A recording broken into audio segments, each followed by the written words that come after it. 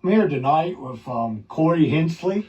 This is your third time, and I've been looking at your stuff, and you've been making some waves out there. So yeah, you got a lot of good stuff. We're starting to ease back into it a little bit here, like over the last month or so. It's been fun. It's been a lot of fun. Okay. What was your first concert, and who did you see? Man, one of the first concerts that I can remember off the top of my head, there's a couple. And funny enough, they're both right around the West Virginia State Fair. We went and there was one time we went and actually saw the Lewis family in concert. And, which the Lewis family, they were what they were. They were a lot of fun to watch. And, we got to watch them at the State Fair. And I can remember being really young and just kind of, it's like, wow, and they ran on that big bus, had the Lewis family down the side of it. And I was like, man, I didn't know you could do that for a job, And we went another year, and I think when John Anderson hit it big, we saw John Anderson, and we were standing kind of stage left, kind of off. Daddy would never in the world pay to get into a place like that, but we stood along the fence row where you could see, stage left. You could see pretty much the side of the stage, and we stood beside this old drunk guy, and the whole time he was just yelling for Seminole Wind as loud as he could go. And and to me, like, John Anderson might as well have been Elvis, because at that point in my life, I was glued to CMT, and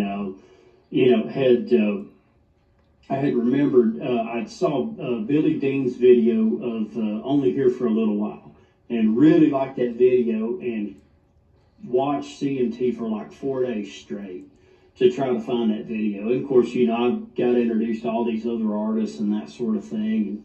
And John Anderson was one of them. And I think his song at the time was Straight Tequila Night. And they played that on pretty heavy rotation back then. And man, it was just like seeing Elvis. I was like, dude, that guy's on CMT. Like, he's up there, It was really cool, really cool. So those are the first couple I can remember. Okay. When you're creating music, do you create for your fans or for yourself? A little bit of both, I think.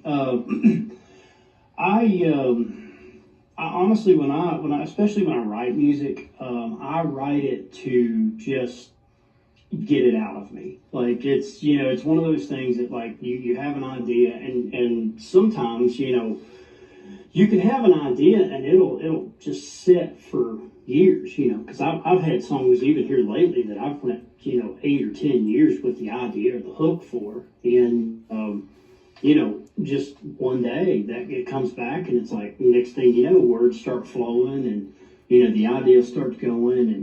And I never really wrote for what you would call commercial aspirations or anything like that. Like, if anything that I had ever wound up on the radio, cool, but it was more just a kind of if I had a thought on something, really try to tell that story or express that thought as best I could, and to kind of tailor it in such a way that, the people that, have followed me throughout the years are just kind of like the music, that I kind of create in general. It's something that they would like, I could probably sit down and write a rap song, but I guarantee you nobody would want to listen to it, even if it came from me. So, I guess it's a little bit of both. I do tend to think and write in terms of, a little more towards classic country, 80s, 90s, that kind of thing, and a little more towards, obviously, bluegrass. So, and of course, gospel's intermingled in there. They're all kind of commingled in my book. But it's what the message is. Trying to tell the story the best way we can, and created in such a way that, the people that get to hear what, we've created would like, and it's something that's pleasing to their ear. I know a lot of your music, I listen to it, and it sounds like Ricky Skaggs a little bit. Yeah. Ricky was a very big influence growing up. The country stuff, man, was just. The other thing is I had to learn on the back end that Ricky was even a bluegrasser. And actually, one of my best friends and former Quicksilver, Mike Rogers, is actually playing guitar for him now.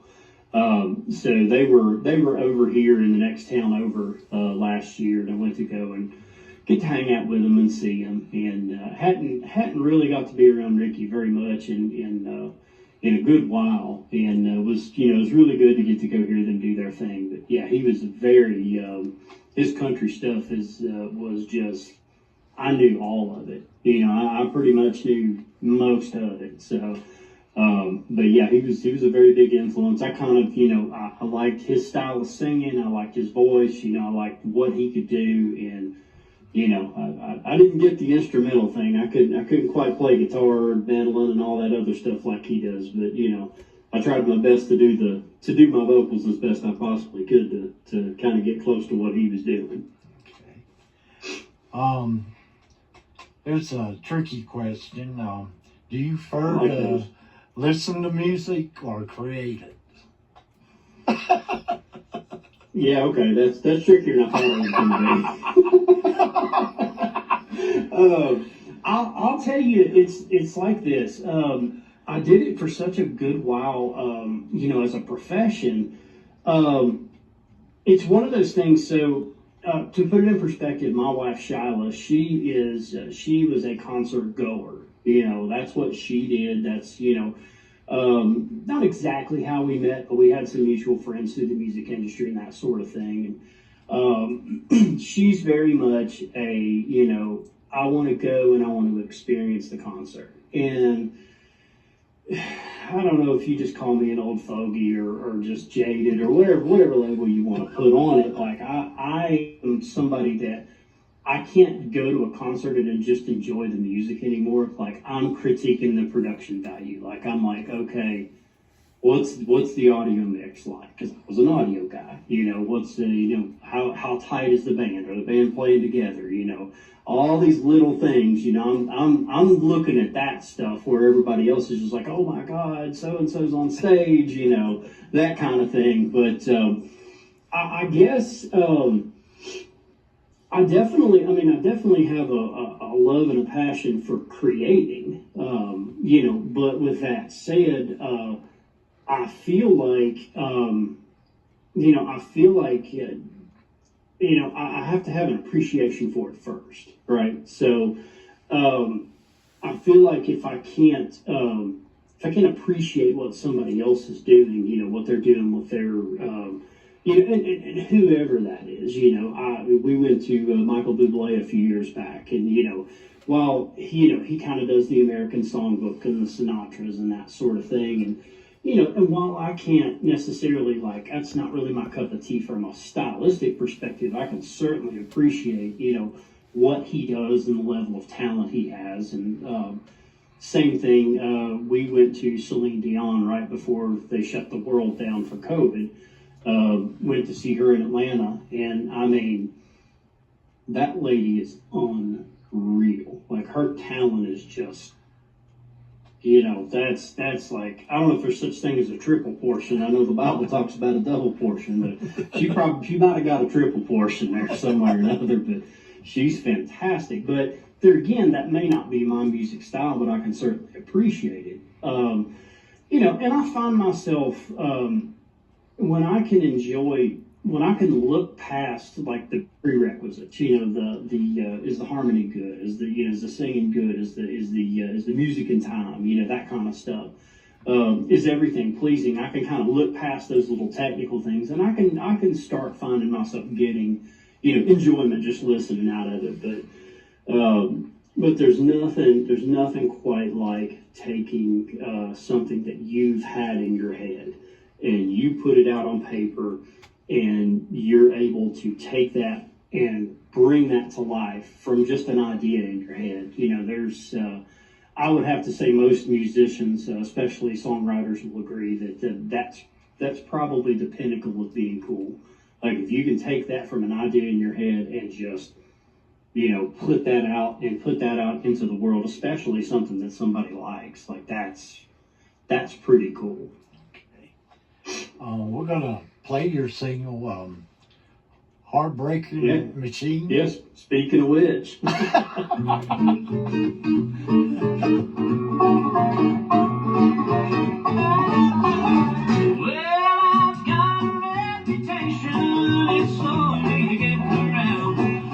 Women have been talking in this little town. I am a heartbreaker, is what they seem to say. I'll love you for a little while and then just walk away. 'Cause I don't even hold up my end of the bargain when the rubber meets the road. I don't put in half, not even a third, when it's time to shoulder the load. I'm a smooth walking, sweet talking, heartbreaking machine. It don't take a bit of effort, heartbreaking comes natural to me.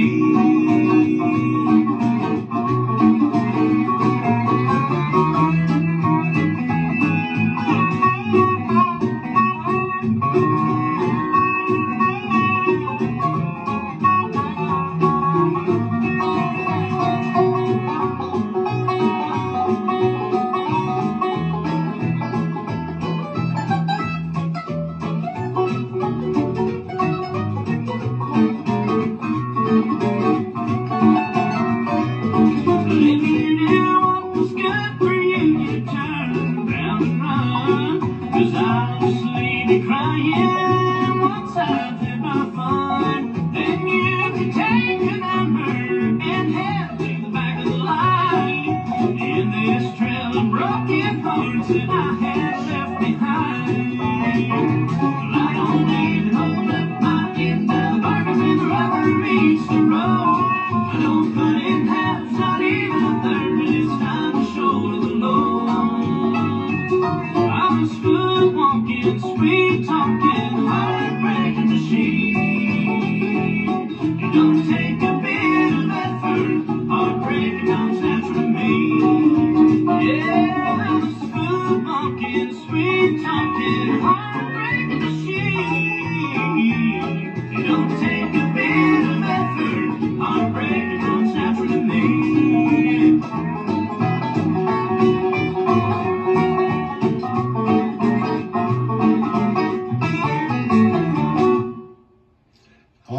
I like the That's banjo. it. I like the banjo. Yeah, that's It was- good stuff, man. it was And good. you were talking about, you know, that was a perfect example of, you know, just kind of creating something out of thin air. You know, that kind of stemmed from a buddy of mine at the time that he was just kind of a little bit playboyish, more or less, and you know, he didn't really stay much, you know, didn't hang his hat on one nail too long. Let's put it that way. And we were somewhere and we were just kind of glad handing some folks after the set, and you know, and somebody, some lady come up and asked, you know, my buddy was standing beside me, you know, about him, you know, what's his deal? Is he single? Is he married? All this stuff. And he made the comment, you know, well, honey, you could take a number and head to the back of the line, you know, like that. And I was like, oh, that's good. That's real good. So we kind of just, you know, we just kind of put that, you know, I had that written in probably 30 minutes, you know. And, you know, and that's the old band Monroeville backing me up there that I was a part of back in 2014 in Gatlinburg. And they really, man, you know, we kind of freewheeled a lot of that stuff, and they just, man, they went in and did their thing. And it just, you know, I did what I did, and, you know, we did what we did as a unit, and it really turned out very well. It was very well. So it's kind of hard to throw, you know, I guess you could call that bluegrass. I guess you might be able to call that country. You could call it indie. I mean, it's one of those that kind of it genre bends a little bit. But yeah, that was kind of the inspiration for that. So imagine that. Yeah, it sounds like bluegrass. Yeah, it is. But it did have a snare drum in it, so you know we caught a bunch of crap for that back in 2011. So. Oh, okay. Here's a long question. Do you agree that it is very important to learn, study, and understand old music and music history? I think so. Absolutely. I think, and I'm going to probably butcher the quote, but and I want to say this is attributed to Sir Isaac Newton, but the quote is, "If I can see farther, it's because I've stood on the shoulders of giants." And what that always kind of meant to me was, you know, and one of my former bosses used to say the only alternative to life or growth is death. You know, if you're not growing, you're dying. You know, but having said that, music's always going to progress further, right? There's always going to be somebody, there's always going to be innovators. You know, we're artists, that's what we do. You know, we come in and we kind of push boundaries, and, you know, some of us may fall, you know, very squarely in the line of a certain genre or whatever, but, you know, there's always going to be those, you know, back in the day they called them outlaws, you know, the in the country world, you know, Waylon and Willie and Haggard, and, you know, all these kind of, you know, Hank Williams Jr. was a big one, you know, they were all kind of hanging. And then the early 2000s, you had Gretchen Wilson and Big and Rich, and, you know, all these artists that were kind of just pushing the boundaries of what was. And I think there's always going to be some of that, but when you live long enough and you put enough, you have put enough time in on the earth, and you kind of start seeing things cycle back in. For instance, for whatever reason, the mullet has made a resurgence in our culture, and I really wish that would have stayed in the early 90s. But, you know, it's like every freaking, you know, 12-year-old kid's got a freaking mullet anymore, and I'm like, golly, bro, you look like you were born with a suspended driver's license. But even at that, you know, it's a style, you know, and, you know, it's one of those things that's come back into, you know, it's come back into it. So you see, for instance, in country music, you see there's kind of a resurgence of what they would call real country. You know, you've got, you know, the guys out there that they've pushed it so far into, you know, essentially what they would call bro country or pop country or whatever. And it's all in an effort to sell tickets and sell CDs, like, or sell records or singles at this point, whatever they're doing, downloads. But you know, it's all in an effort to do that. And after a while, you get so far out, and there is a certain cry for, hey, come back to where your roots are. And you see that particularly right now with Zach Top. Like, you look at him, and I mean, you know, this kid, and I cannot tell you if I've met him or not. I don't remember if I did. He would have been really little, but I know he comes out of the bluegrass world, and I mean, he looks like Tracy Lawrence's kid. You know, like, he just legitimately looks like Tracy Lawrence, you know, 30 years ago. And the thing is like, the kid can sing his head off. He can play, and it's very, very, very like traditional country. And, you know, a lot of people enjoy him. I actually like the heck out of what he's doing. But you see, after a while, when something pushes, you know, it's got to kind of come back to what made it what it is, you know. Okay. Where can people go and see your music videos and events? Well, basically, I'm across all platforms at this point. It's at the Corey Hensley. So that's CoreyHensley. I currently, the single we just played, Heartbreaker, will be dropping probably within the next few days. I've got everything submitted, and it will be live here very shortly.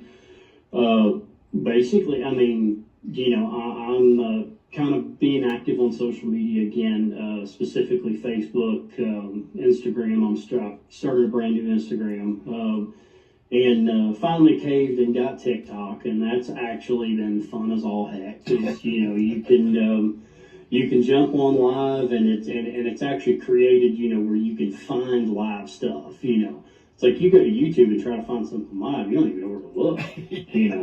Or Facebook, you have to get notified or that kind of thing. And it's been really fun to connect, and I'm truly at a place now where I'm just enjoying it. And I'm right now. I'm just putting a bunch of covers together, stuff that I like to sing.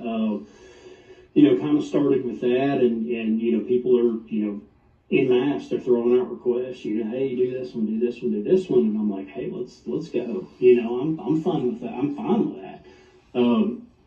But it's kind of in an effort to kind of create engagement, and so where it makes it makes when I can bring my original content to my original creations to the market. I want to give you all the stuff you're asking for, but it's like, hey, check this one out. This is one for me. You may like it, you may not like it, I don't know, but we're going to find out together if I still have a place in in the music business or not, or if I'm just going to sit here in front of this camera and sing into this microphone and just please myself. But one way or the other, that's what's going to happen. But I'm at D. Corey Hensley across all platforms at this point. All streaming services should have at least my 2 gospel albums, My Little Hand, His Big Hand, which we talked about before, the acoustic hymns album, and I've even threw the Christmas song on there as well. So I know we're just past Christmas now, but that's on there as well. And then from here on out, I'll probably just be dropping singles about every couple of months or so. But that's I'm pretty easy to find. Okay. Well, thanks for being on the show tonight. I really enjoyed having you again. Well, man, I tell you what, we need to do it more often. I really enjoy getting to talk with you, and like I say, it's always a privilege when I get to go and get to hang with somebody and get to talk to them about music, because I just I feel almost like an imposter. It's like, this is not something I should be able to just go do. But I really enjoy getting to do this, and man, big shout out to you for doing what you're doing and creating this platform and just trying to help these people, these artists like myself, just kind of get out there and get noticed. And I really appreciate everything you've done for me. It's been very helpful, and I appreciate you a lot.